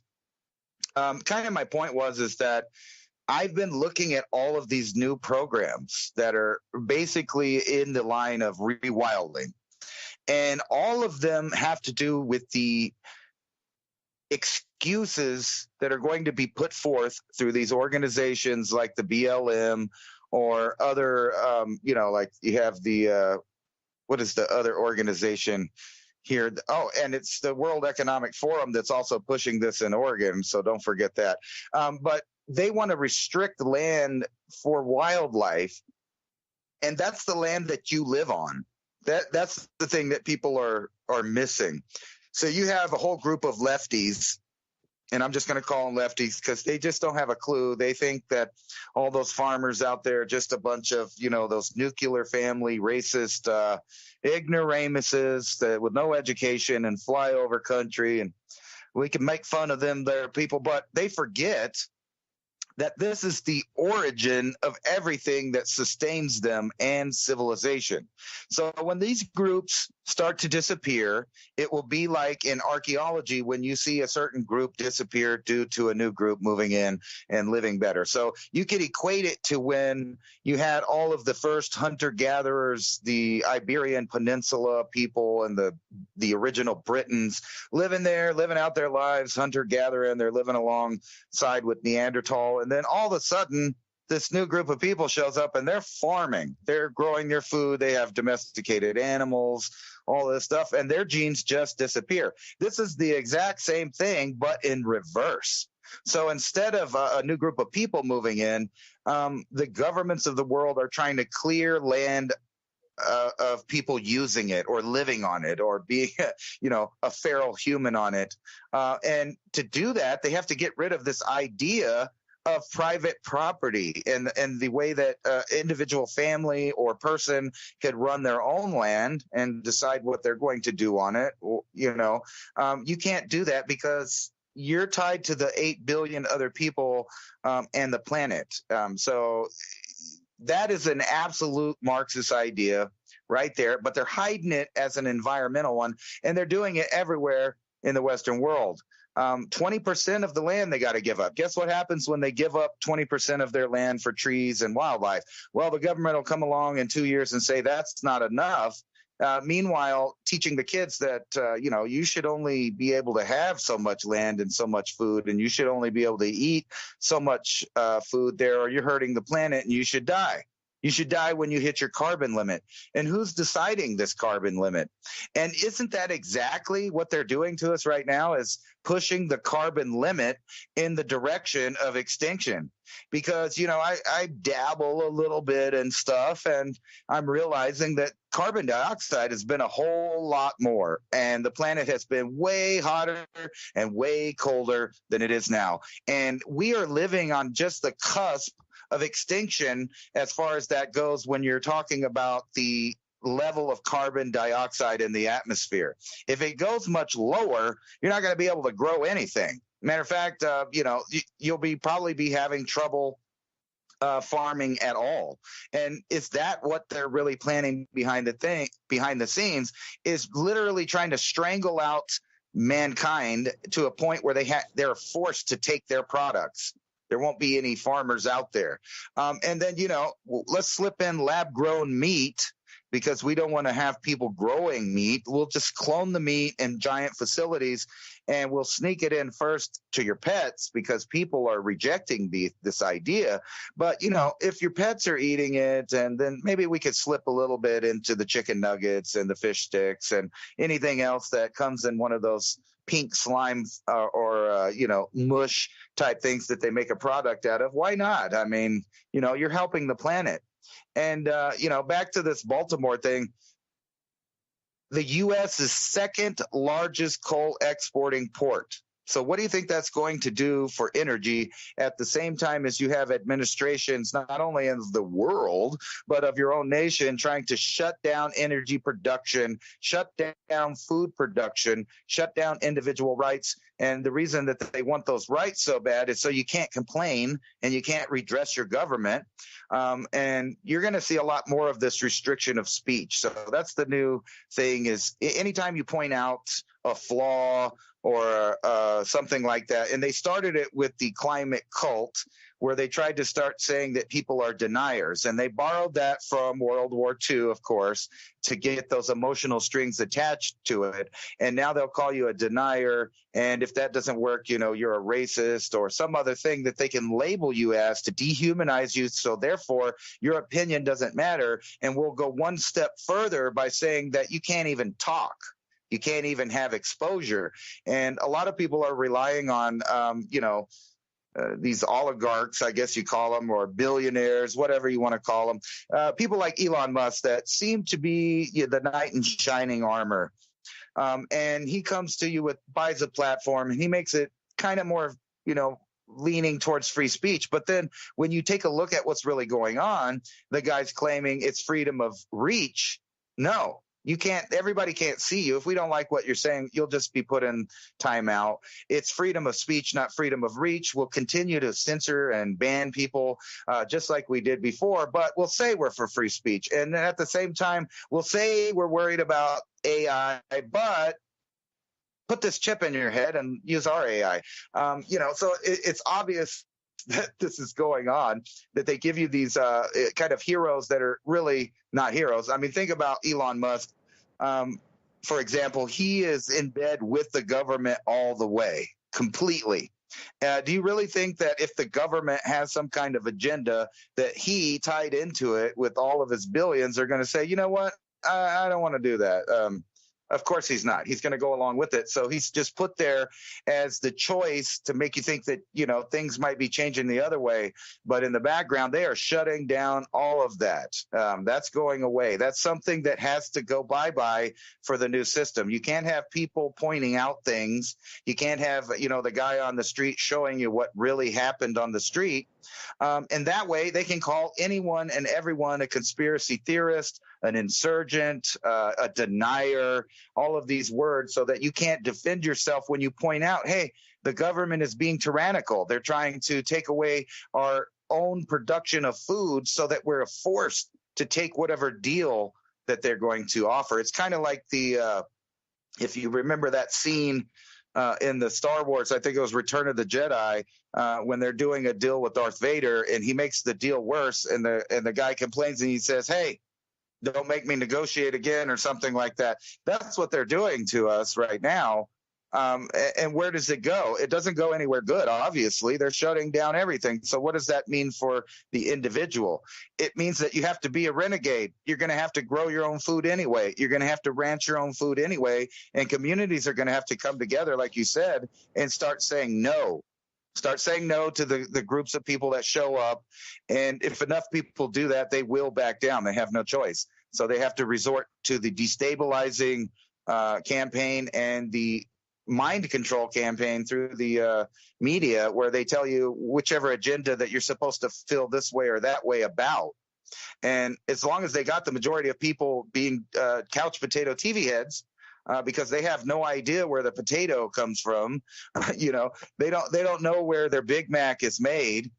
They don't know where any of that comes from. They have no idea, but they know that on TV they said that those people are bad. They're probably racist, and they're killing the planet because of their cow farts. Hey, leave my cows alone. Another thing you didn't allude to here with the coal shipment stopping, also the military, 4 of its largest transport vessels are stuck back there too, which means like tanks, Humvees. These could transport a huge, it's the largest ones that we have in the Navy to transport that type of heavy equipment. 4 of those are locked behind the bridge. So I don't know how they're going to be able to deliver by air such a large amount of cargo, because I remember 3,000 tanks were slated to head over to Israel. 3,000 tanks. That's the kind of money and arms they were giving to Israel. I guess they must be losing a lot of tanks if they had to order 3,000 of them. But that doesn't go by air. That goes by those particular amphibious ships. That's why they're building the new port over there in Gaza to allow those ships to unload the tanks right there on shore. Now, those are stuck behind the bridge, so don't know what's going to happen with that. But another thing that's stuck behind there, if you didn't know, that Baltimore port is one of the largest export areas for automobiles manufactured in the United States. Now, you might think, okay, well, it's Ford and GM and whatever, they can't sell their cars overseas. That's not exactly true, because Mitsubishi and Japan and there's a few other nations, Korea, manufacture an enormous amount of automobiles in the United States that are then sent either back to their home markets or overseas. So if you think about it for a second, they were rejecting electric vehicles left, right, and center. Nobody wanted EVs. Nobody still wants them. What happens now if there's a blockage of the port for 9 months and no automobiles are going out, and just magically these countries run out of cars, of new car sales, and you go to buy one and like, you know what, we can't get anything from America for we don't know how much longer. You got an electric vehicle, an electric vehicle, or an electric vehicle. You got no other choice. Do you want to get one, or do you want to wait for another year to get a new car? Oh wait, mine just broke down. Mine was in an auto accident. Mine, something crushed, the building fell on it, whatever. I don't have a car anymore, so I have to go get a new one. You want an electric vehicle, or an electric vehicle? Okay, I'll take the electric vehicle. This is another ploy that seems to be it's just opportunistic. I'm not saying it happened because of this, but I'm just saying it's an opportunistic play on the part of the electric vehicle manufacturers. Now, yeah, they can send some stuff out of Long Beach, but you got to truck it across the states. The auto industry is set up in a certain supply chain fashion where those trains are running up to certain ports, or those, you see those open bed vehicle carriers that are destined for a certain location. The automobile would be affected, automobile industry would be affected also. So another blowback, talking about the union workers just at the docks themselves. And you said long-lasting impact or long-lasting repercussions. This thing is not going to be, they're trying to sell you the price tag at 30 billion or 40 billion. This thing is going to be upwards of close to $1 trillion by the time it's all said and done. Hey, the salvage needs to come. And they were looking at 30 billion just for the salvage. The reinsurers are going to get ripped apart. And this is the thing I talked about on a video the other day. The banking system used to have an emergency amount of money from the Federal Reserve. So if a bank was going to collapse and then start a bank run or something, our U.S. government would step in and say, all right, well, here's some money so you don't collapse and you don't scare everybody and the rest of the system. Well, just on March 11th, there's no more emergency funding for any banks in America because the people demanded it so, because we were given it, like, yeah, blah, blah, whatever. Their excuse was that they listened to the people, and the people were so angry that the government kept giving free money to banks to bail them out that they listened to the citizens this time, and they stopped this. So right now, March 11th, there's no more bailouts for the banks. So any bank that goes down from now will just go down and take everybody's savings with it and have to bail everybody. And, oh, imagine that, the theft of everybody's money, gee. The reason I say that is insurance companies are intertwined with banks, because sometimes insurance companies own the banks because it's underwriter for loans, then the insurance company's on top of that. So you can see these are like DNA strands moving, always have been, definitely since the 1950s. So the reinsurers that are going to have to start plunking out tens of billions, hundreds of billions of dollars, how are they going to be affected? Well, they're going to go bankrupt. Now, will the U.S. government bail them out? I don't know. It's an unknown. Really, nobody knows. A lot of people are asking the question because if the banks are holding the insurance companies, because it's vice versa. Sometimes the insurance company owns the banks, and sometimes the bank will own an insurance company. So if the bank is going to fail because the insurance company losses, the March 11th law will not allow them to get any new funding to stop the collapse. But if it's an insurance company that owns a bank, that's a different story. It's a gray area. Nobody knows what will happen. But the amount of money to rebuild this bridge is going to exceed into the tens of billions of dollars. And then the lost wages and the knock-on effects for industry, and then just like these really quickly affecting things here of not enough fertilizer coming in for the planting or for the mid-season. Here in America, how will that dent our crop yields? And then what are the food price increases and the inflation on food for the American and world populace?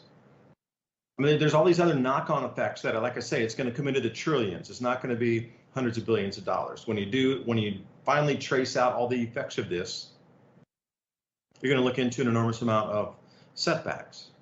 Like what happens when these dock workers, I'll use dock workers as an example. What if they cannot pay their mortgages because they lost their jobs, and then the banks suddenly are sitting on underwater properties, and then, well, how does this whole thing work out in the wash as well? They're going to need more government assistance because they don't have their jobs. That's how much extra money. So when you look at it, if you're looking at just at the direct costs, the government wants to obfuscate and just like, hey, don't look right at all the costs. Just look at the bridge. Okay, the bridge is going to be $30 billion to rebuild it. We need, extra money. We need to salvage that thing. We need to get the boat out of there, and we need to get the bridge rebuilt. The contractor going to probably get some slush fund thing. Mayor of Build Back Better over there. So it's going to cost a lot more money. They're probably going to be behind. Nothing in the government ever works when it's contracted. It's always running double budget and sort of thing. So you can already look at $100 billion just on the bridge rebuild. You might even laugh at that and say, $30 billion, dude, how can it be 100? Well, apparently you never worked with government contracts. None of them come in on time, barely ever, and they're always over budget. I would 99% of them are over budget. And I was always asking myself the question, like, how can you even allow bids to go forward to allow these people to bid again in a second process for a second project if they went over budget the first time? Well, that's just standard. They're milking the tax money. It's just the way it is. There's kickbacks everywhere step down. America's dirtier than all in the dirty country for politics and kickbacks. We're probably right near the top of the list there. They might try to pretend like it's not, but it is. So this thing's going to just, wreak havoc on the economy for a minute here. And, you were talking about this whole thing. So how does it blow in here? This is Al Jazeera. China turns to AI in propaganda mocking the American dream. So AI is starting to shape Beijing influence campaigns, and that's a big thing to get the entire country to move one direction, whether it's a thought to like, hey, we don't like the Japanese, or hey, we don't like this product. Like nobody's allowed to use Apple products anymore, so everybody ditched everything Apple in like a single week. They had like book burning parties, but they had like Apple phone pile-up parties, where the people will go out, yes, I support this day, and then throw their Apple phones into this big pile on the street. And things like the size of the Himalayan mountains, But I did my part for the party. Give me an extra boost on my social credit score. Make sure you got me on camera. So they try to put out this movie here, The American Dream, storm clouds over the urban landscape, where it was supposed to be a way for you to grow in equality and achieve your financial goals and the American dream. But they look at it now this is funny. They said America is turning into a dystopian society as a result of unbalanced politics and economy and the American military-industrial complex. I'll let that sink in for a second.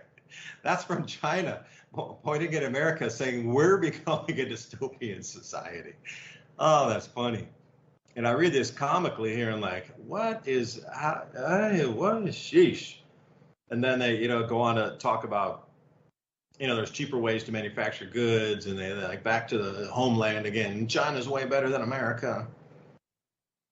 So anyway, I'll leave it there. And we've definitely reached a turning point, especially when China is making fun of America for being too dystopian and the economy problems. And here we come into a massive economy problem right at the right time, coincidentally, where all the banking backstops just got removed. So the collapse is now going to be a full collapse. There will be no help coming. The cavalry ain't coming with bags of money to stop the bank failures. That's all right. They got you protected. They got you protected. JP Morgan is going to launch a new biometric payment system. It's the next step in their Orwellian financial surveillance. So it's not like we're dystopic over here or nothing. I mean, it is funny, but China's got it right. I mean, they're telling the truth. It's not that they're not also one of those too, but they can point out very easily that we are. And that's what makes it easy for Russia to make propaganda too. There's so much craziness over here. And Putin had this one speech where he was talking about how their civilization has already gone through what ours has gone through. And it's hard to argue that fact. Eventually they rejected it. The wall came down. And right about that time when they looked like they were going to meet us halfway, we went in a 180 and went back towards, the other direction. And it is weird. I've talked to my son about that, where it's very bizarre, where it seems like the more Marxist communist countries are now the ones that used to claim to be the opposite of that in the free world. But here we are. It's really weird. It's not like, they're not ready for civilization to fall apart. New York City Mayor Adams reveals electromagnetic weapon detection system, and you're going to start seeing those everywhere. Government buildings, grocery stores, banks, and then combined with the biometrics. And remember, they got the biometrics to God knows how many millions of people that normally wouldn't have got, biometrics, and they have them all ready to be under thumb too. And you're going to look everywhere, and it's going to be no choice for you to involve yourself if you're going to interact with the payment system that they have set up. And at that point, then you're going to start seeing where they're going to start passing laws that says, for safety reasons, it's okay to discriminate against certain people because they have a greater risk of having something that they don't want happen in public, like being armed. What happens when a person that's totally legal to carry a weapon goes through there? Every time they're going to stop and make a big deal about it. And you just see these constitutional rights erode into nothingness, into irrelevance. This is the same guy that said, everybody was racist for not taking migrants. And then so many migrants came, he changed his tune. But, instead of admitting he was wrong, he doubled down on the idea, and we're just going to take property from other people, take resources from locals, from our own homeless, needy populations, and we'll give it to them as like a payment. It's almost like when the Vikings used to go visit Southern Europe, and, they would just have tribute waiting for them because they didn't want to pay through the nose to the Vikings, get their nose cut as punishment for not having their taxes ready. And this is kind of going to go the same way. They're just paying tribute to people to keep them there because we know that this has something to do with a fundamental change in the Electoral College.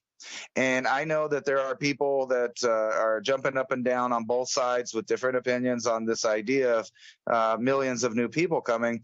But no one can argue that things change when a new demographic shows up. And that's going to change for not only the newcomers, but the people that lived there before.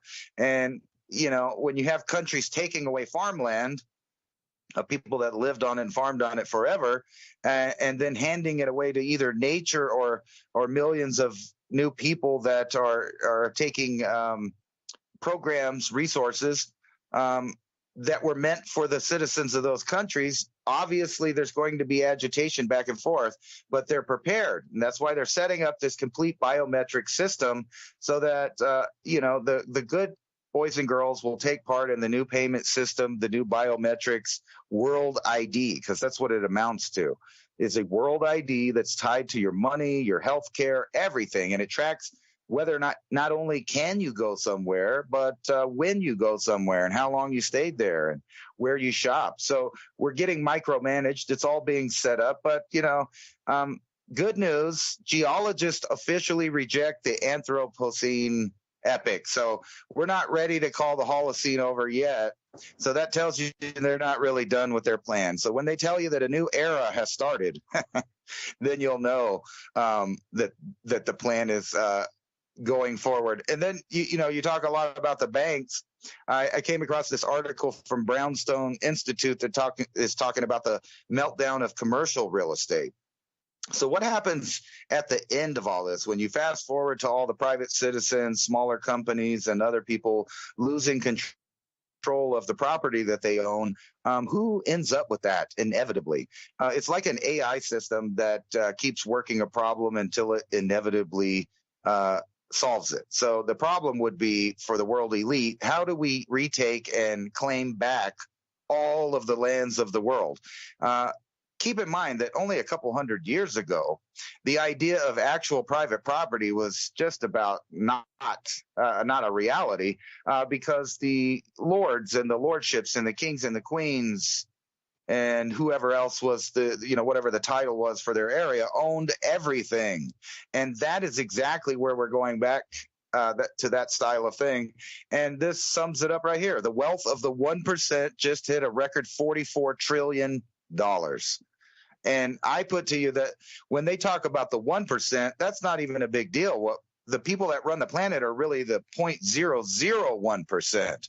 The 1% right here are the people that still have holdings and businesses that produce stuff. So once this group of people decides that, they just want to take their money and run, then everything falls apart. But you can, don't worry about that. What we really need to worry about, according to the news, because I've seen like 5 copies of the same article, the next epidemic to spill over from China could be super gonorrhea, where antibiotics can't help you.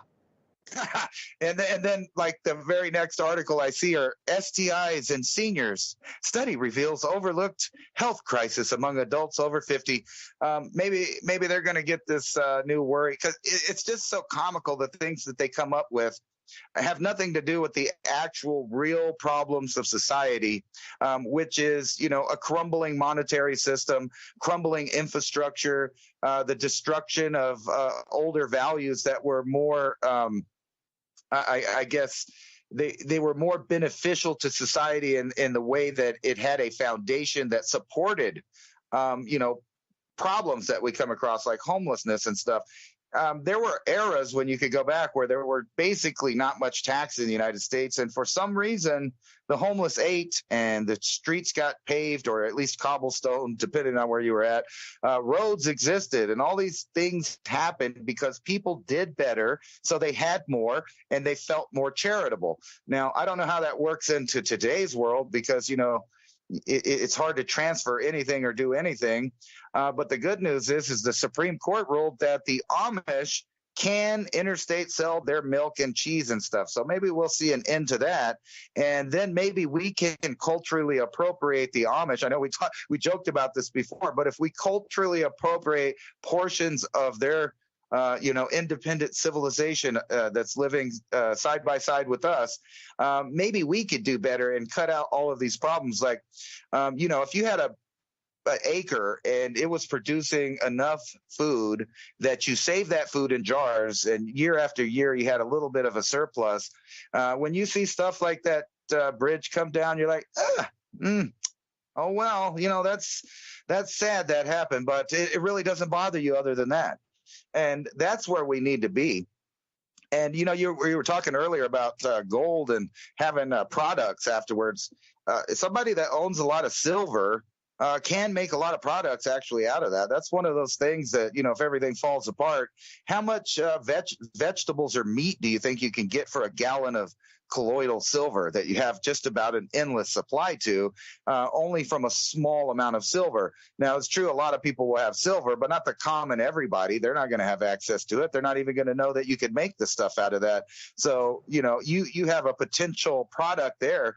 And any other thing that you're growing, like say you have jars and jars of a certain kind of seed, that is everything gold is right there. That is gold. And if you have, obviously, in the personal defense system arena, parts, full products or the products that you need for that product, those are gold bars. Because when you're looking out there in the realm of lawfare, they are trying to restrict citizens' rights to protect themselves with these defense mechanisms, but they've ruled that foreigners can, have those and no problem. Don't worry about them. So it's a really bizarre setup. They're setting up every aspect that they possibly can to get each group of people that identify as a certain individual thing to not like each and every other group or have some kind of grudge against them because they feel like something's unfair.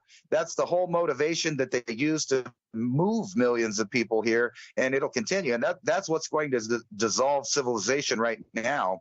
So I think a lot of people can just sit back and continue to pay their taxes and keep their legalities in order. And at the end, they might be just some of the rarest citizens living if somehow this, United States system continues and is functional, being the rarest people or rarest citizens, those that own their own land. I don't know. Land is also the gold, right? Because that's what obviously every corporation, billionaire, and government is after, to take back all of the land to get us back to a feudalist system, or at least a technocratic nightmare version of that.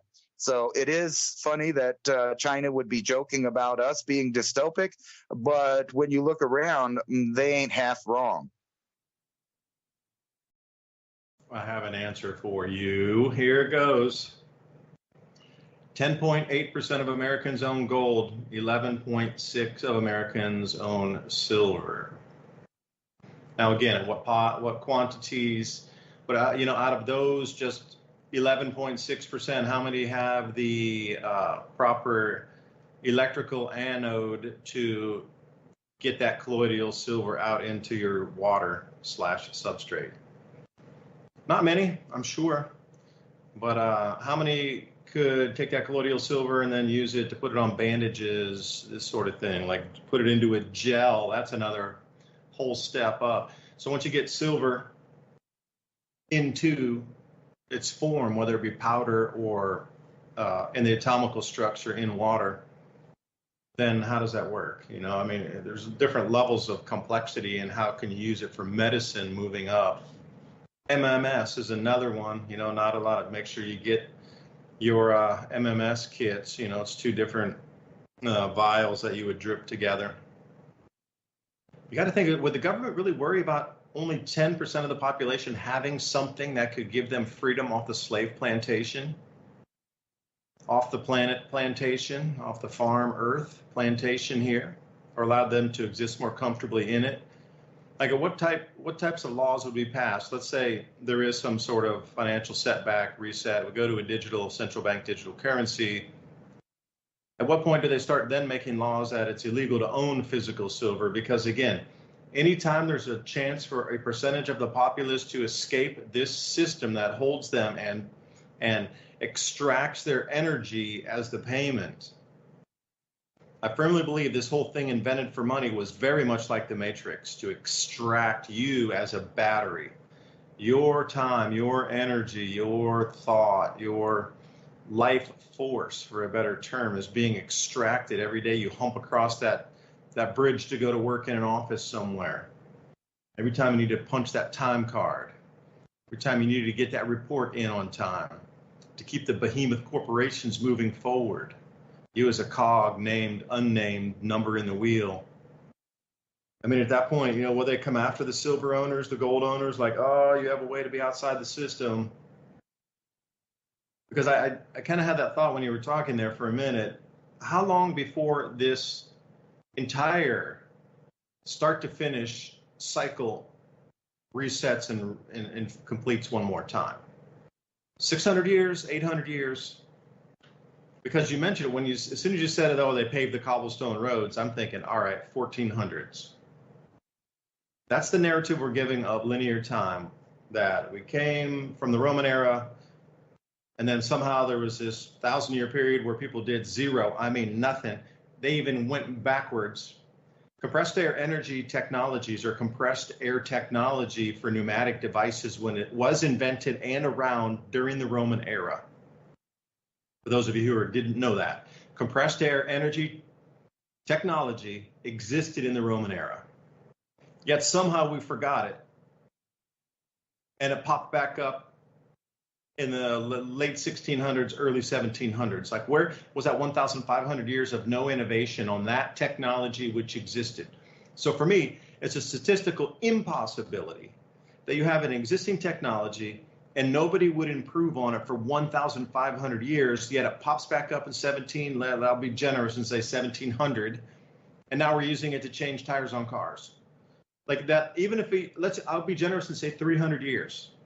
It took us that long to go from whatever they were squeezing some stuff off of a river in bell-shaped domes and then pushing something up to smash the corn to do whatever, okay?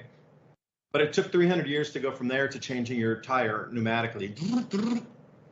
Okay, that's 300 years. That's 5 times longer than zero happened with the Roman technology until 1700. 300 years to change your tires, and then somewhere we didn't do a single thing, which means for me, there's been several resets. And this whole thing about, off the king's land, you're a serf again. Just think about Magna Carta. When we came out of the serfdom period, at least that's what we're told. We came out of the serfdom period. Then each successive century, we started to get more and more rights until we broke away. We're free. And then what happens? Well, we're free to go work for the corporations and pay taxes, slavery under a different guise, but without the chains. And I'm talking about every race on this planet. Everybody who's alive is a slave into this planet Earth farm. You're cattle. We are all cattle, if for a better term. Unless you have a spacecraft, you are not escaping this farm that you're on. There's different management techniques for each different farming space called countries. But the way that they extract energy out of you is a good flip and an ebb and flow of the way the pendulum swings. Because Ransom was talking about, the American thing going on in the 1980s with the Russian thing going on, and then it collapsed, and then suddenly we've gone the reverse direction. It's gone the reverse direction, and eventually it's going to come to the apex where Russia will become America probably in another 15 or 20 years, and then we'll come into this total communist thing, and then we will collapse from the communism, and then the Russians will be way over there where we were in the 80s, and then they'll come back toward communism, and we will go back toward the sort of freer market, outside systematic control of top-down plutocracy. And the pendulum just seems to be swinging over centuries like this. So my question is, how long was the last complete reset that we are told? 1400s? Because that might match up on 600-year intervals go back, or 700-year intervals. That would make more sense back to the Roman era. Well, they say it collapsed in 150 AD, but the full collapse finally where they even stopped using Roman coinage was around 400 AD. Okay, well that's a very complete dropping off the bell curve there when you're going from collapse into no longer even using the money or acknowledging anything from Rome. So 3 cycles of 700 years or 3 cycles of 600 years, that would give us 200 AD. Like, I'm just wondering how many times this cycle repeats itself.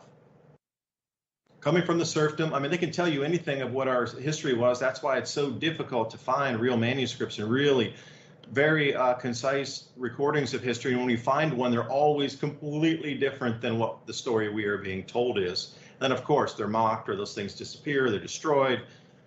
And then we come up from serfdom, and then we're here with these freedom rights to work for a corporation. And then the full system is going to collapse again. Absolutely.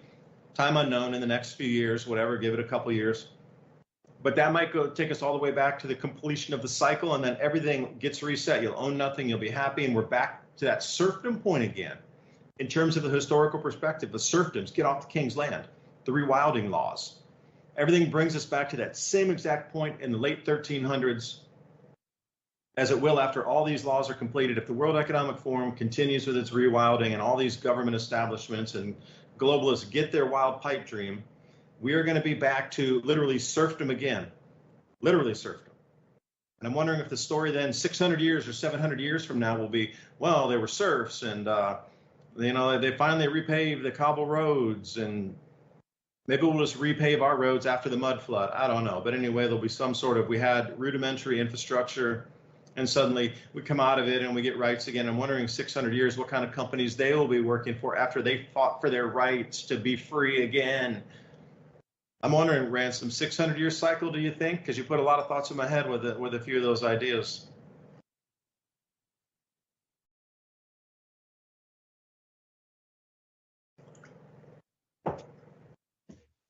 I don't know. It seems like there's little smaller ones, like about every 70 years, that they also do to knock everybody back in place. And, you were talking about the air pressure and stuff that they used to have. And that always makes me think of the Hero device.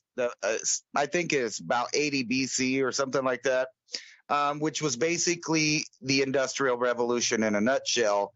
And it makes you wonder, like, when people get to that point, is there someone that just shows up and says, no, don't do that, scrap that, I don't want you showing people that, don't spread that around? Because basically it was a steam engine 2,000 plus years ago, and that is what created the Industrial Revolution that created the world that we all live in right now. The one right before the technological revolution of digital computers and things like that, we had the first Industrial Revolution, which was completely steam powered and, fossil fuel powered. So obviously there's a reason why they want to cut back on all of that technology that came out of that era, because it proves that, not only can a nation build lots of things and lots of technological marvels with that, but they can do anything once started at that point, right? At the Industrial Revolution, whenever you have machines that are now powered, you can do almost anything. And I think that's the whole reason why they've been trying to cut back on everything fossil fueled, which will, reduce the amount of people that remember, know how to work, know the science behind it, know how to create the power. Because, there's lots of people out there that could strip 2 or 3 motors that don't exactly go together, put them together and make a generator that runs off of biofuel. No problem. There's plenty of those people. The problem that there is that most of those people are aging. And most of those people that are interested in those kind of things are not the generation that is about to inherit civilization, unfortunately.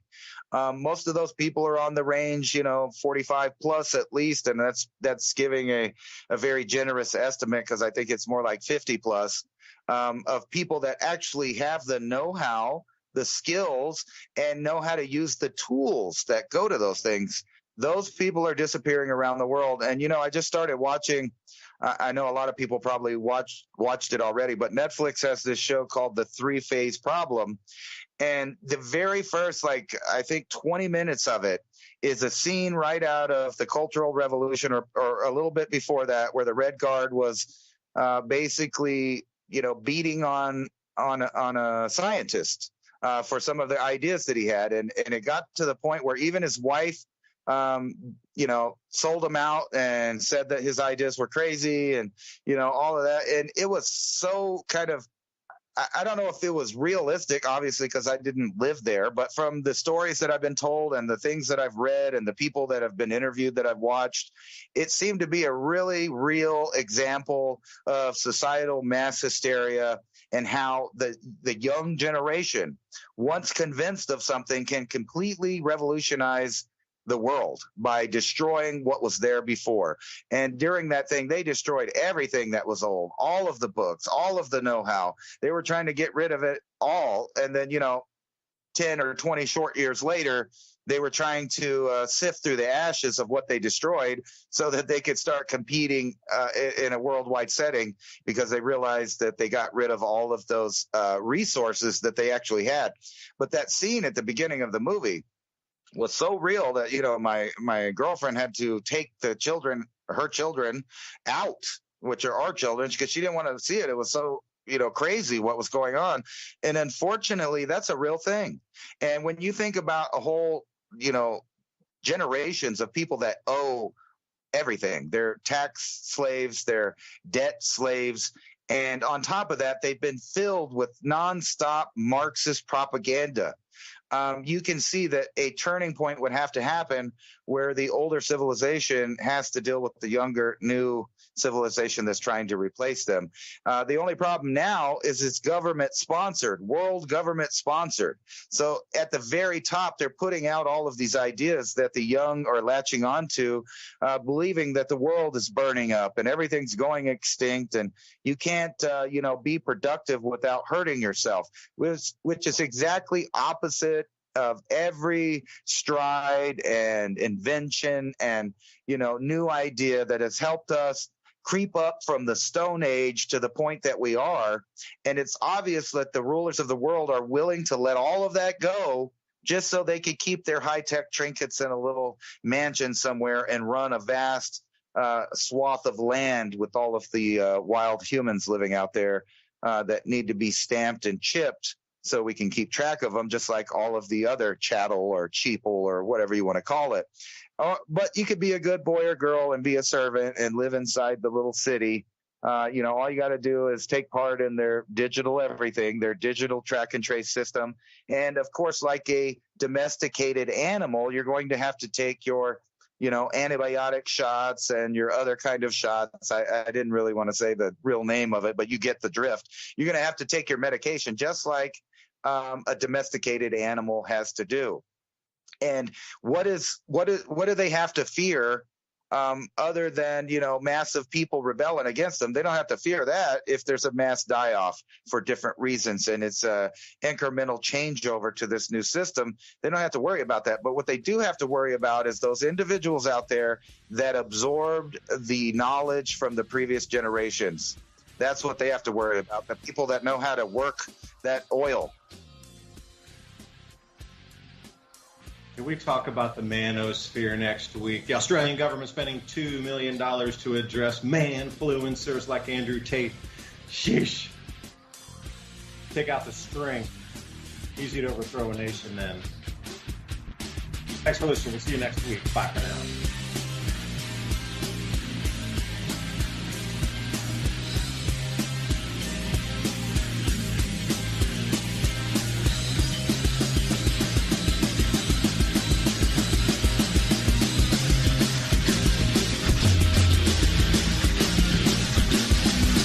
Thank you for listening to Revolution